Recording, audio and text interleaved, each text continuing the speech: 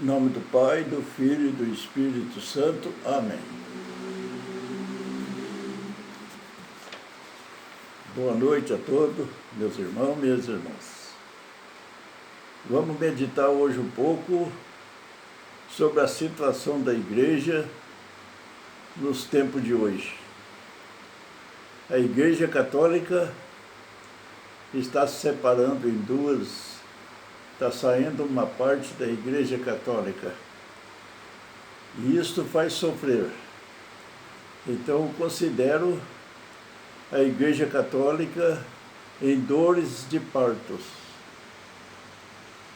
Faço primeiro uma oração para que o Espírito Santo nos ilumine.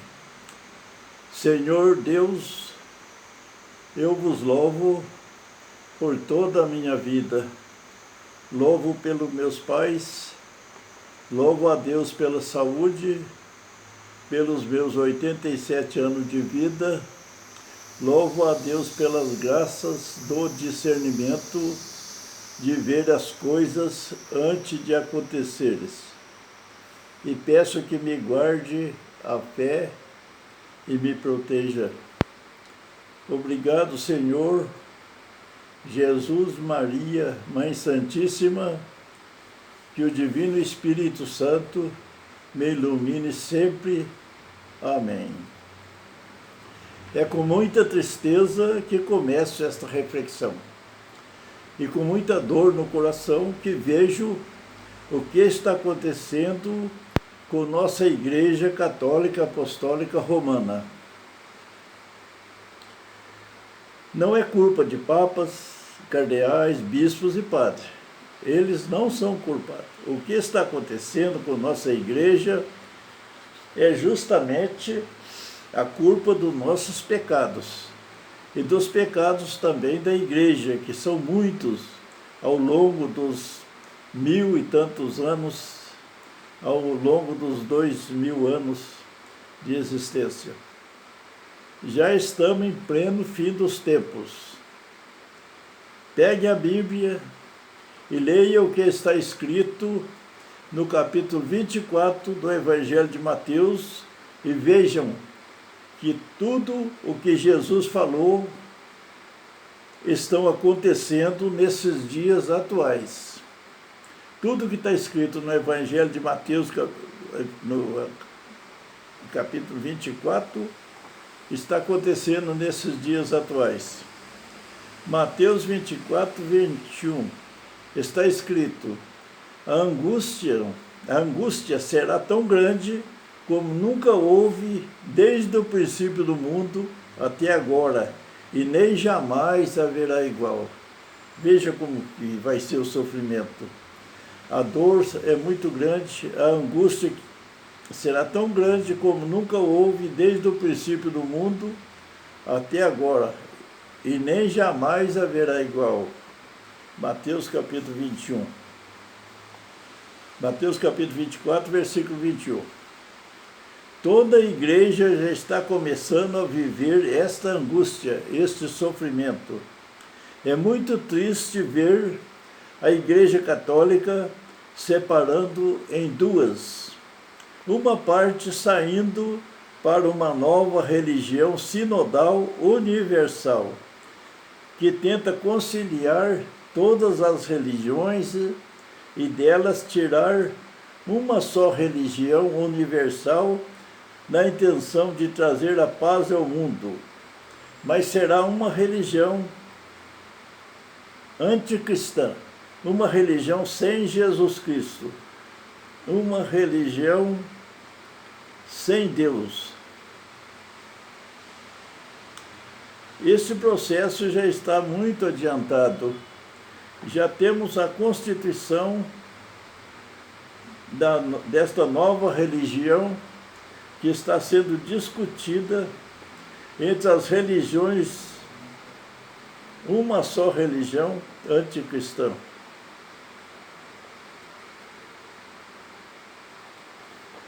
A CNBB, os bispos que estavam no dia 2 de setembro de 2022, o episcopado brasileiro esteve reunido em Aparecida São Paulo, Aparecida, São Paulo, entre os dias 28, dia 28 a 2 de agosto, não, 28 de agosto a 2 de setembro de 2022, para a 59ª Assembleia Geral. Nesta Assembleia foi elaborado e aprovado o novo missal desta nova religião que está aguardando a aprovação do Vaticano. Eu estou ansioso para ver como vão celebrar esta religião, vão celebrar sem Jesus Cristo. Vamos aguardar para ver como fica. Porque esta religião do Papa lá é a religião anticristã, religião universal para agradar o mundo pagão. Jesus é o centro de toda a cristandade. Desde o Antigo Testamento, tudo era direcionado ao Salvador, que deveria nascer de uma mulher. Os profetas aguardavam ansiosos ao ver este dia, tal como o velho Simeão, que tomou o menino nos braços e deu graças a Deus por ver nascido o Salvador. E disse: agora, Senhor, deixa teu servo morrer em paz, porque vi a salvação. Lucas capítulo 2, versículo 25 a 32. As profecias se cumprindo, o joio separando do trigo. Vamos meditar junto para ver como e quando foi que o mal do joio entrou dentro desta igreja de Jesus Cristo. No princípio, Jesus edificou sua igreja sob Pedro e os apóstolos. Jesus, estando para voltar para o Pai, ele não quis nos deixar órfãos. Neste amor eterno, por nós ele edificou sua igreja e prometeu o Espírito Santo para dar testemunho da verdade. Tudo isso está escrito neste Evangelho de Mateus, capítulo 16, versículo 13 a 19. Jesus disse: tu és Pedro, e sobre esta pedra edificarei minha igreja, e os poderes do inferno jamais conseguirão dominá-la. Ele deu a chave do reino dos céus a Pedro, e disse: tudo que tu ligares está ligado, tudo que desligares está desligado. Depois exortou os apóstolos a seguir como ovelha no meio de lobo, e disse: ide pelo mundo, pregai o evangelho a toda criatura, pregai o evangelho a todas as criaturas, não leveis dinheiro, nem prata, não leveis 2 túnicas, porque o operário será digno do seu sustento.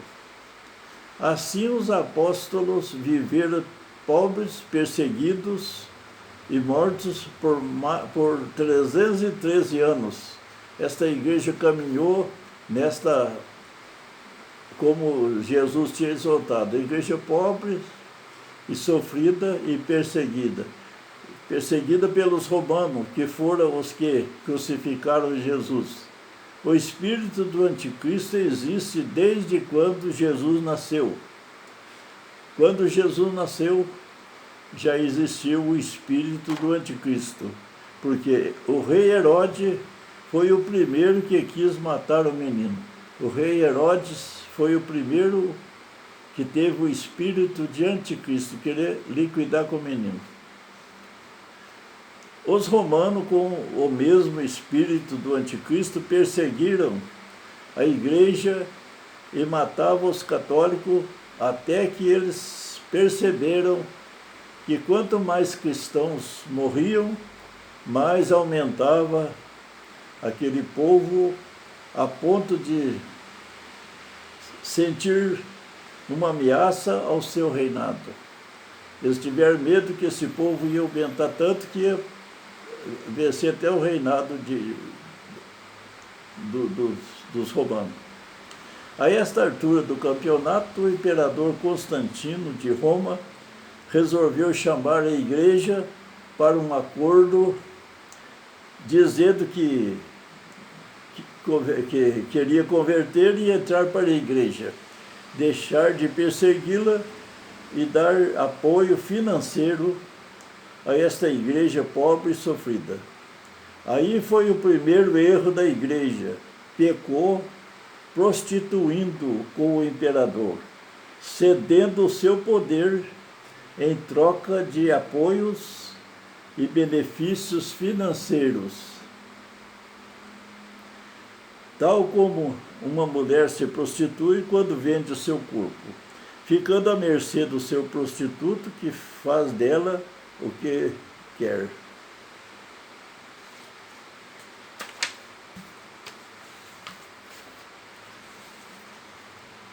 Como todo pecado tem seu castigo, a igreja também não é diferente, não será diferente.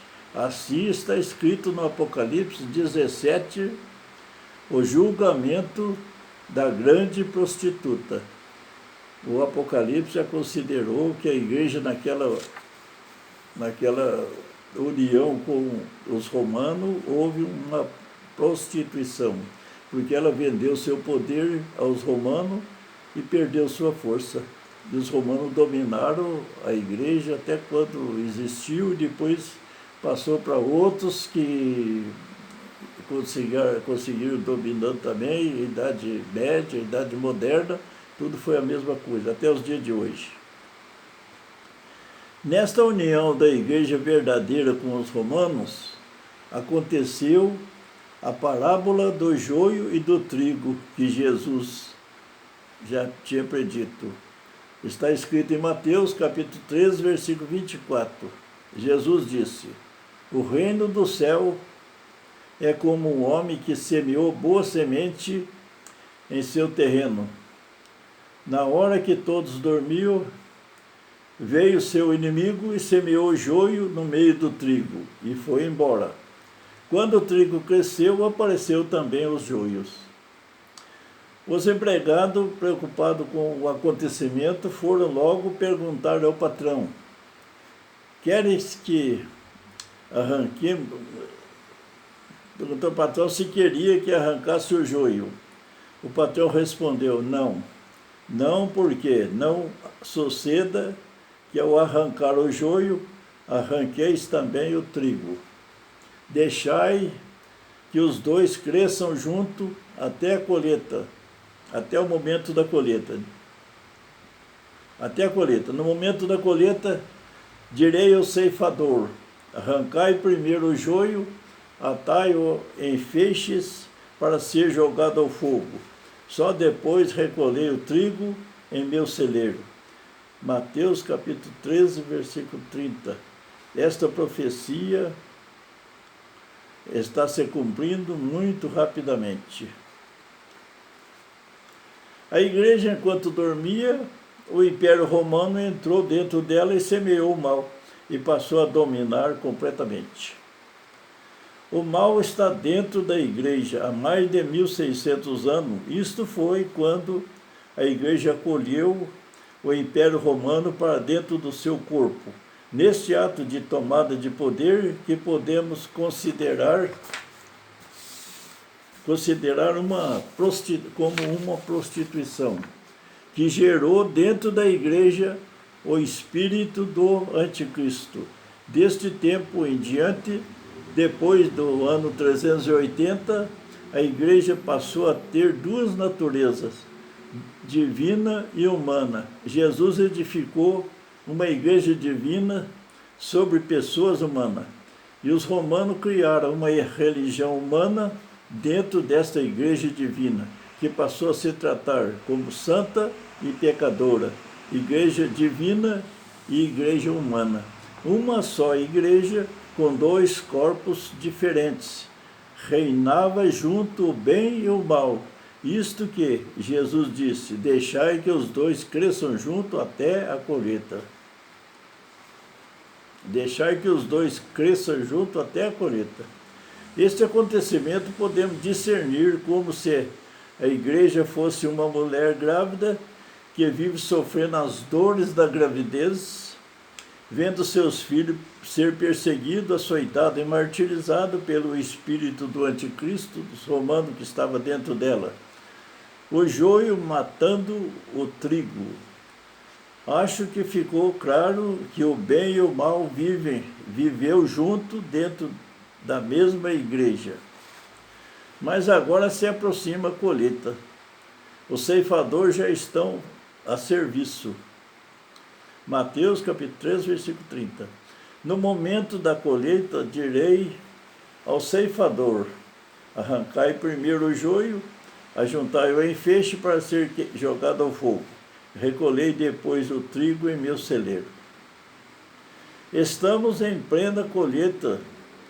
Quem são os ceifadores hoje? Os ceifadores que estão separando o joio do trigo são o Papa, cardeais, bispos e padres, que estão a serviço da nova ordem mundial. Não podemos condenar o clero, porque eles estão a serviço de Deus. Não podemos condenar o Papa, bispos e padres, o clero da igreja, porque eles estão a serviço de Deus. Isso precisa que seja assim. Deus já entregou seu poder real na mão do mal, na mão da fera. Eles estão ao serviço de Deus. São os operários que vão separar o joio e queimar, depois recolher o trigo no celeiro de Jesus Cristo, como está escrito em Mateus 13 e 30. Uma parte da igreja está saindo de dentro dela, como se fosse um parto, um corpo saindo de dentro do outro corpo. Como será dolorido esta separação da igreja? Os grandes teólogos e profetas dizem que a igreja verdadeira irá sofrer muito com esta separação, e porque o que vai sair desta é o espírito do mal, que voltará contra a igreja para destruí-la por completo. Então, essa igreja, quando for entregue o seu poder ao anticristo, ele voltará contra esta igreja, persegui-la e destruí-la com a intenção de perseguir e destruir por completo. Mas Jesus disse: os poderes do inferno jamais conseguirão dominá-la. Isso é que nos traz esperança. Os poderes do inferno jamais conseguirão dominá-la, essa igreja. A igreja verdadeira continuará até o fim. O reinado do anticristo é inevitável, mas quando dividir a terra em 10 partes, e em cada parte terá um rei, que receberá o poder real, eles terão apenas 1 hora. Deus vai destruir por completo, junto com a fera. Está em Apocalipse 17, versículo 12. Esta religião sinodal que está saindo, ela vai entregar o seu poderio à fera, da qual ela está a serviço. Esta religião sinodal, universal, que está em saída, ela vai entregar o seu poderio à fera, da qual ela já está a serviço. Quando o inimigo receber o poder real, ele voltará contra a igreja verdadeira e vai levar todos os seus bens e riquezas que a igreja possui, deixando-a uma igreja pobre, sem teto, sofrida, perseguida. A perseguição virá como nos tempos primitivos da igreja. Com certeza, nem padres teremos para celebrar, mas seremos uma igreja pura, sem nenhuma mancha de pecado. Ainda que sejamos um número muito reduzido, mas seremos a noiva de Cristo, que Ele virá em sua glória fazer aqui morada. Essa igreja vai ser pobre e sofrida, não vai ter, talvez, nem padre para celebrar a Eucaristia, terá mais. Mas nós temos que viver essa igreja na família, rezar sempre o terço, fazer oração e fazer meditação sobre a palavra de Deus e viver a igreja, cada um em suas casas, igreja na família, até que venha a intervenção de Deus e nos liberte de novo. Acho que ficou claro de quando o joio entronizou na igreja e sua vida dentro dela, até o momento da colheita que estamos vivendo, que já estamos sendo arrancados e separados do trigo. Até o momento da colheita que já está sendo arrancado e separado do trigo, cumprindo assim a profecia de Jesus Cristo sobre a parábola do joio e do trigo. Mateus capítulo 3, versículo 24 a 30. Fica com Deus. Meus irmãos, minhas irmãs, reza sempre, reza para que não perca a fé, porque as provações vai ser muito dolorosa. A angústia será tão grande que nunca houve antes e nem haverá jamais. A angústia, o sofrimento vai ser grande. A provação de fé que vamos ter que passar é muito rigorosa. Só muita graça de Deus, muita força poderemos ser firmes na fé e permanecer até o fim para sermos salvos. Do contrário, vamos ser destruídos junto com a fera, que é o anticristo, que levará todos os seus seguidores.